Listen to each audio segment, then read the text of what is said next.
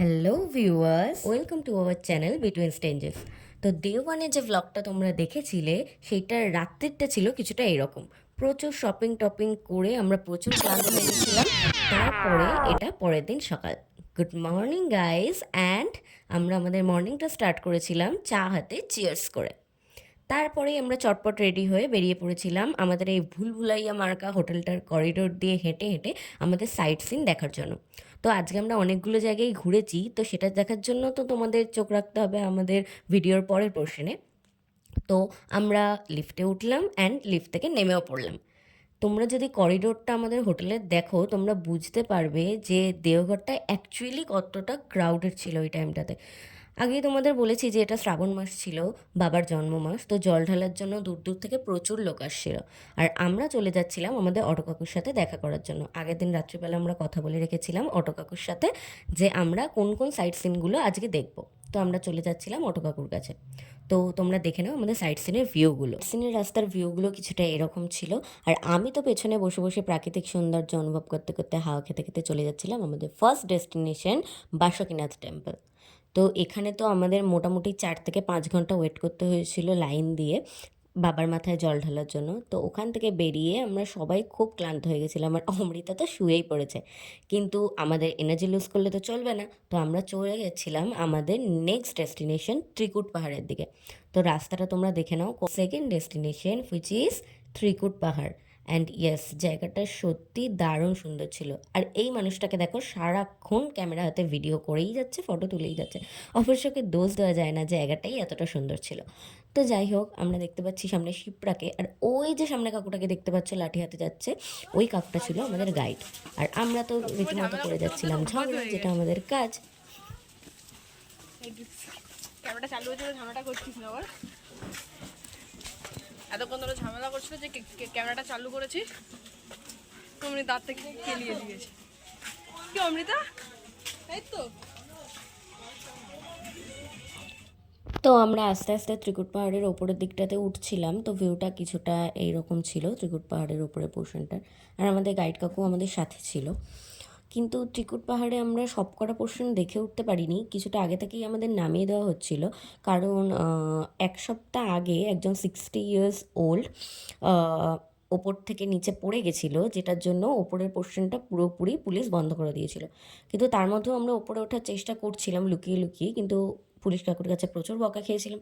তো আমাদের গাইড দেখিয়ে দিচ্ছিলো আমাদের যে এই জায়গাগুলো কি হয়েছিল না হয়েছিল সেগুলো। তো সেই করতে করতে ওই দেখো তোমাদের মিকির ভাই দেখতে পেয়েছো? তো যাই হোক, তোমরা পাশের এই পোর্শনটা দেখতে পাচ্ছ, এটা ছিল পুরো অন্ধকার একটা গুহা। তো আমাদের গাইড যিনি ছিলেন উনি বলছিলেন যে এই জায়গাটাতে যেও না, কিন্তু আমাদের তো যেতেই হবে, যেটা বারণ করবে সেটা আমাদের করতেই হবে। তো তোমরা দেখতে পাচ্ছ রাস্তাটা খুব বাজে ছিল। মিকি শিপ্রার হাত ধরে ধরে ওকে নামাচ্ছিল। অ্যান্ড ইয়েস গাইস, তোমরা দেখেই বুঝতে পারবে যে একটা ছিল পুরো অন্ধকার, পুরোপুরি অন্ধকার। তো যাই হোক, অনেক কষ্টে ওই নিচ দিয়ে প্রায় বেয়ে বেয়ে, কারণ পাথরটা অনেকটা নিচুতে ছিল, মাথা তো আমার ঠুকে গেছিলো, বেয়ে বেয়ে আমরা বেরিয়ে পড়েছিলাম নিচে। তো আমি আর শিপ্রাই সবার শেষে বেরিয়েছিলাম, তার আগে অমৃতা আর মিকি বেরিয়ে গেছিলো। তো তারপরে আমরা ত্রিকুট পাহাড় থেকে নিচে নামছিলাম, আর চারিদিকে ছিল এরকম দোকানপাট। দোকানপাট চারিদিকে দেখতে দেখতে আমরা এনজয় করতে করতে নিচে নামছিলাম। তারপরেই আমরা একটা নিচে নেমে ইন্টারেস্টিং জিনিস দেখলাম, যেটা হচ্ছে কন্দমূল। অ্যাকচুয়ালি জানি না এটা কি, আমাদের 4টে পিস দিয়েছিল, 20 টাকা দাম নিয়েছিল। তো খেয়ে দেখবো এটা কি। কন্দমূল কন্দমূল খাচ্ছি গাইস, কেমন খেতে কে জানে। আমরা খাচ্ছি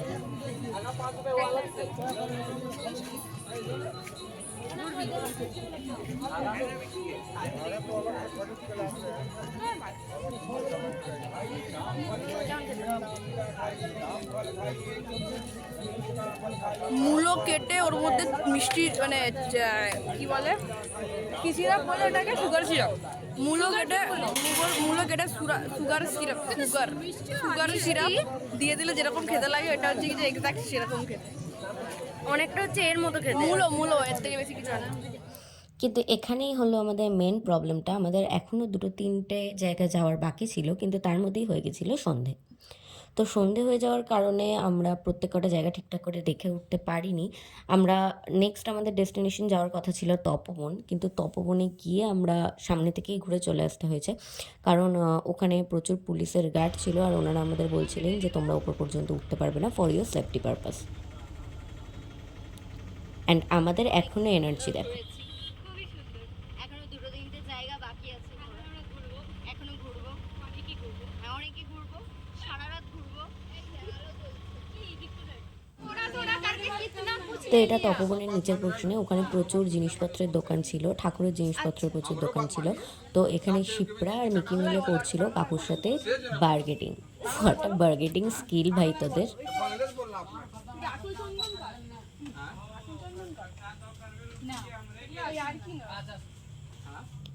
ওরা দুজন করছিল বার্গেটিং, আর আমি আর অমৃতা আমরা তো ক্লান্ত হয়ে বসেই পড়েছিলাম মাটিতে। কিছু করার নেই, প্রচুর ক্লান্ত, প্রচুর ক্লান্ত। আর এখানে মিকি ডুগডুগি কিনবে বলে ডুগডুগি বাজিয়ে বাজিয়ে দেখছিল যে কোন ডুগডুগির সাউন্ডটা সব থেকে ভালো।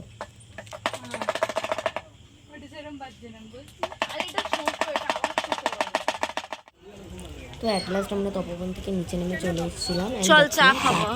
কারণ চা ইজ ম্যান্ডেটরি, চা ছাড়া কি করে হতে পারে।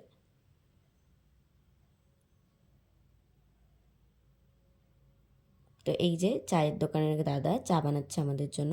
তারপরে আমরা গাড়িতে করে চলে এসেছিলাম আমাদের হোটেলের কাছে। তো মিকি আর শিপ্রা গাড়ি কাকুর সাথে কথা বলছিল যে নেক্সট দিন আমরা কোথায় কী কী যেতে পারি। হোটেলে আমরা ঢুকে গেছি।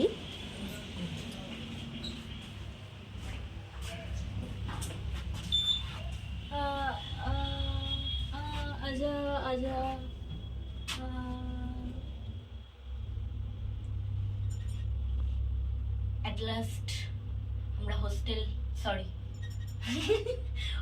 ঢুকছি গাইস।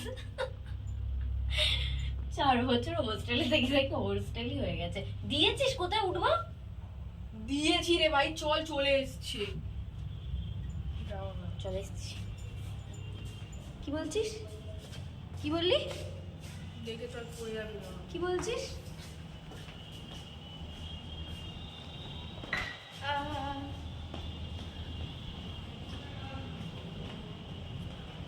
দাঁড়া, একটু জ্বালিয়ে যাই এদের।